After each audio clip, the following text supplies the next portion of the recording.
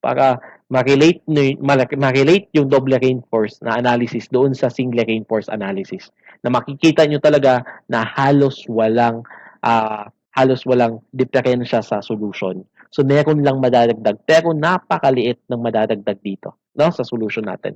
Ganito yung mangyayari dito, no, sa double reinforce. So ang gusto kong tandaan ninyo dito is ito, idadagdag lang natin itong mga solution, itong mga formula na to. Kung kanina meron tayong Fs, ngayon madadagdagan ng Fs prime, no? Which is equal to 600 times C minus D prime, okay? D prime over C. Okay? Yung D prime dito, ito na yung depth ng compression steel.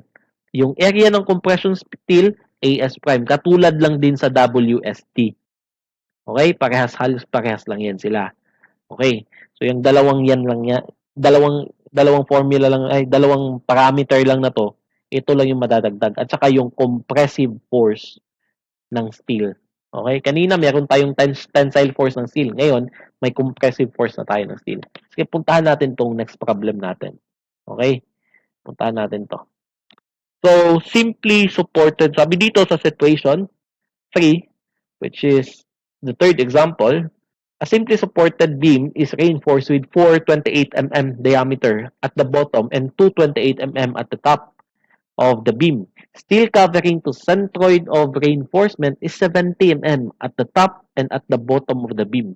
The beam has a total depth of 400 mm and has a width of 300 mm. FC prime equal to 30, Fy equal to 415 MPa. Using NSCP 2015, determine the following. Yung previous problems natin, ginamitan na din natin yun ng 2015 na code. No? Hindi ko lang in-state doon. Ito naman, 2015. Naka-state talaga na 2015 yung gagamitin. Now, yung i-adapt na natin ngayon sa mga solutions natin is 2015 na dapat. Okay? Hindi na tayo mag-solve using 2001 na code. Yung 15 at saka yung 2010 na code natin, halos parehas lang naman yun. So, pwede lang pag-combine. Okay. So, proceed tayo dito. So, first step is to determine the given. No? So, yung given dito is yung mga bakal. So, therefore, analysis na to diretso kasi given yung mga bakal eh. So, meron tayong AS dito, apat na 28 mm diameter. Now, baka magtaka kayo kung sino si AS at saka AS prime dito, no? Baka gawin nyo tong AS prime at yung isa AS. So, hindi yun pwede. Ngayon, ang hint dito, yung AS is parating mas malaki. Yung area, mas maraming bakal. No? Kasi doon yung sa tension steel eh.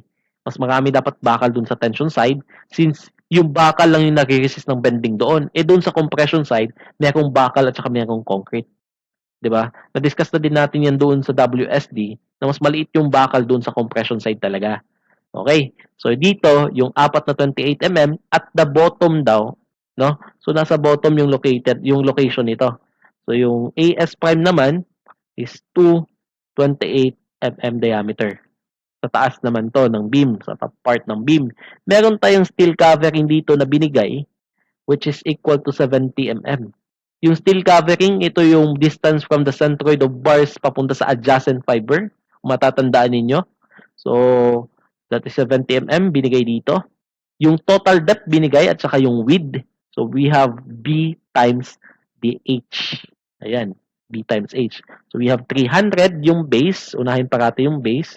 Ganito mag-represent ng base at saka height sa mga board exams, no? So, 300 mm at by 400. Actually, kahit hindi sa board exam, kapag meron kang nagde-design ka, ganito mo dapat i-present yung base at saka yung height. So, 300 mm by 400 mm. Yung FC prime, oops. Nakikita nyo bang nakikita ko? Okay? Nakikita nyo naman siguro, no? Yung FC prime dito. Hindi ba kayo nagtaka? O hindi ba kayo nakakuan? Hindi nyo ba napansin yung FC prime? Yung FC prime dito is greater than 28 MPa na. Therefore, no, this is greater than 28 MPa. Therefore, yung beta dito, no, yung beta natin dito hindi na 0.85, magbabari na, no, base doon sa equation na binigay ni Code. Sabi ni Code, if the FC prime is greater than 28, no, so magiging beta natin is equal to 0.85. minus 0.05 over 7 times 70 or times FC prime minus 28 pala. Ito. Ito yung equation. Ayan. Yun yung equation ha, na beta. So, 0.85 minus 0.07, 0.05 over 7 times FC prime minus 28. So, balikan natin. Tingnan nyo ng maigi yung equation for the beta. Ayan. Ito na yung kanyang equation, no? So, actually, this is linear interpolation pa rin, no? From 0.85 to 0.65. But yung pag-interpolate dito is nakabase sa 7 MPa. Nag-a-add siya ng 7 MPa, no? So, ganito kasi yan. Sa concrete kasi, no? From 28 papunta sa 35. Pag nagde-determine ka ng strength ng concrete, ang kanyang pagitan, no? Kanyang interval is 7 MPa. Kunwari, yung first na yung lowest na yield strength or compressive strength ng concrete is 21 plus 7, 28 plus 7, 35 and so on. Ganyan, no? So, kaya 7 yung interval dito. Kapag dinerive mo to, actually, may derive lang to eh. Kung gusto niyo. Pero, wag na. No? Kung gusto niyo, i-derive niyo yan sa bahay niyo. Pwede. Pero, wag na. Memorize mo na lang to. Sasayang ka lang ng oras pag i-derive mo yan. So, okay. So, nakabase na dito yung beta. So, since meron na tayong formula for beta, why not, no? I-solve na lang agad natin yung beta para hindi na tayo mamblema mamaya. So, we have 0.85 minus 0.075 over 7 times FC prime of 30 minus 28. So, pakibagay na lang yung beta. This is 0 point something. So, can you kindly give me at least 5 decimal value? At least 5 na lang. Kasi 0 point something ito eh. Para maging significant talaga siya. Kung hindi kayang 5, 4 lang. Okay. Pwede namang 5, no? 0.83571. 83571. Sanayin nyo na kapag 0 point something yan, 5 decimal value yung ilagay nyo. Since mas lalapit ka talaga sa sagot. Okay. Ayan na yung beta natin. So, ito na lahat ng given na nandito sa problem natin. And then, yung unang tanong dito, ano ba yung unang tanong? No? Let's say that is letter A. Yung unang hinahanap dito is yung depth ng compression block. So, that is A, di ba? Ito yung depth ng compression block.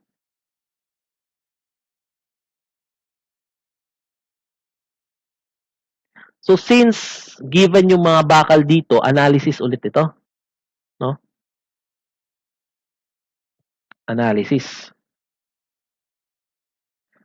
So, analysis ito, magsa-start tayo. So, pag sum ng forces horizontal equal to 0, say rightward force is positive. Ayan.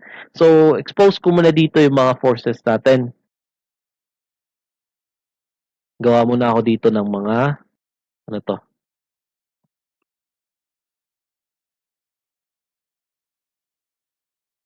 Gawa ko muna yung na-crack section ng concrete. Okay na yan. Buwasan lang natin to. Ayan. Sabihin natin ito yung letter A, yung depth ng compression block. And ito naman si letter C. Okay? Yung effective depth naman natin, alam natin na galing yun sa centroid ng AS, papunta dito sa top fiber, di ba? Ito is effective depth T. Ngayon, meron din tayong bakal dito sa taas. Ayan. And ano ba yung distance nito papunta sa top? Di ba? Yung distance nito papunta sa taas, that is D prime. And it is equal to the steel covering na binigay. Di ba yung steel covering definition from the center of bars na yan, papunta sa adjacent fiber. So your D prime here will be equal to the steel covering of 70 mm. Ayan siya. Ngayon, yung concrete natin, yung centroid ng concrete, mga nandito yan banda. CG. Yung distance naman from centroid papunta dito sa top is A over 2. Now, if kukunin mo na, expose mo na yung mga forces dito, makikita mo na tatlong forks na yung meron tayo dito. We have the force of concrete. We have, say this is C sub C, concrete block. And then we have the force of steel, no? We have C sub S. And then dito naman, yung T, yung tensile force T natin. Ayan, pwede na yan. Ayan. So ngayon, ang gagawin natin dito, kukunin natin yung mga distance nito ng mga compressive forces papunta doon sa tension steel natin. Kasi kakailanganin natin yan mamaya kapag magmo-moment na tayo. So ito, no, yung pinaka-basic dito is itong distance ng compressive concrete papunta dito sa tension steel. 'Di ba? Ito pa rin ay si D minus A over 2. Ito naman, D minus, kung makikita nyo dyan, D prime, which is equal to 70. Ayan, no? Yung effective depth, maminusan natin ng D prime, yan yung magiging distance ng compressive steel papunta sa tension steel. This is AS, this is the neutral axis, this is AS prime. Okay, ayan na. So, kapag magsasummation tayo ng forces horizontal, meron tayo ditong T minus C sub C, which is the compression concrete, minus CS equal to 0. So, you have T equals to C sub C plus CS. Transpose ko lang yung mga compressive forces sa kabilang side ng equation. So, ayan yung magiging equation natin. Ito na. No? Ngayon, ilapag muna natin yung mga formulas. You have AS, FS equal to 0.85 FC prime AB. Diba ito yung formula natin kanina for singly reinforced. Eh ngayon, nadagdagan lang to eh. Anong dinagdag natin? Itong CS. Yung compressive steel natin dito, yung force ng compressive steel is halos parehas lang dito. Ang pagkakaiba lang nila, lalagyan mo lang ng prime, no? Para ma-define siya as compressive force, no? Or nasa compression side siya. Yan lang yung ginagawa. So, plus AS prime, FS prime. Okay. Ito na yung bagong equation natin kapag double reinforce. O anong nadagdag dito? Ito lang, di ba? So, napakadali lang naman yan. So, dito tayo ngayon. Maglagay tayo ng assumption.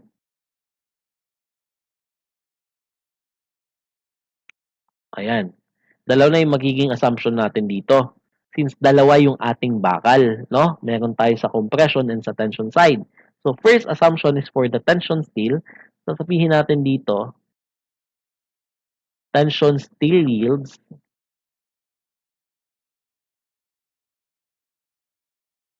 and yung pangalawa, compression steel yields din. So, para silang nag-yield. Therefore, yung Fs dito will be equal to Fy sa tension side or sa tension steel and yung Fs prime is equate din natin kay Fy. Ayan. So, maraming cases na pwedeng mangyari dito.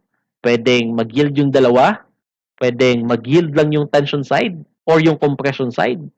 Tatlong case na yon. O pwedeng hindi silang mag-yield dalawa.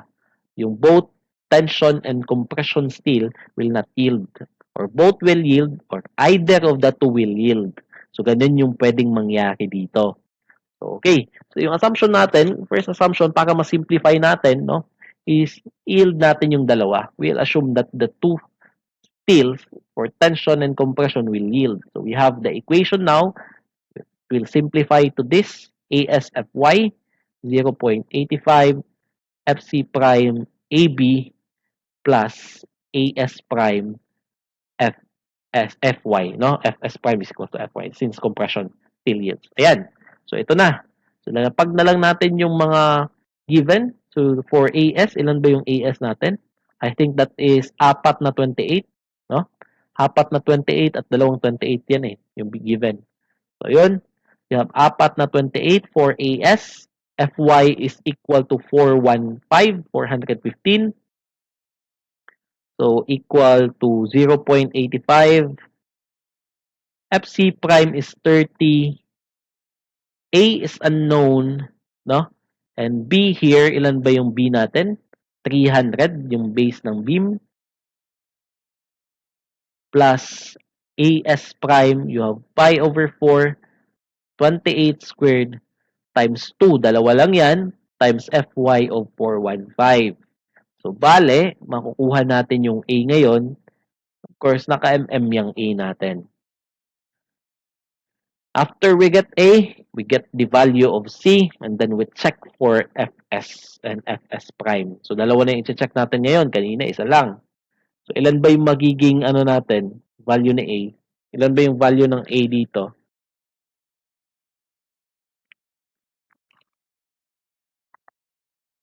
Yes, that is equal to 66.807, 66.807. Ayan, mm. So, bale, yung C dito is 66.807 over beta.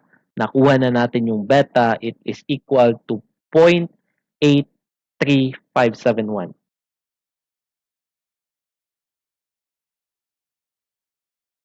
835. Ayan o, 83571. Okay? Sulat ko lang ulit. 0.83571. Ito yung ating beta. So we have C equal to 79.941.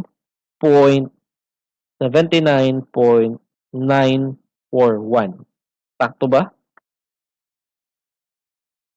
Ayan. Yes, ito naman yung mga sagot ninyo. Okay. Okay, sakto na yan. 0.001 lang naman yung difference sa iba. Okay na yan. So ngayon, you check for Fs, no? Check for assumptions. Fs and Fs prime. Dalawa na ngayon yung i-check natin, no? Dagdagan lang talaga ng isa. So, ayan. So, Fs is equal to 600 times D minus C over C. So, we have 600 times the effective depth of, ilan ba yung effective depth dito?